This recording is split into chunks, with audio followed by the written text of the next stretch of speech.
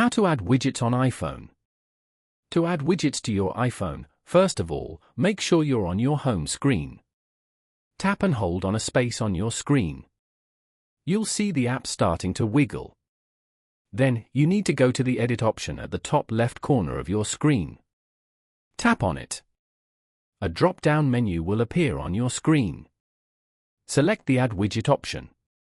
Now, you can see many widgets appear on your screen. Tap the one you like. Customize it. Then, tap on the Add Widget button. Once you're finished adding your widgets, tap on Done at the top right corner of your screen. There you go, you have successfully added a widget to your iPhone.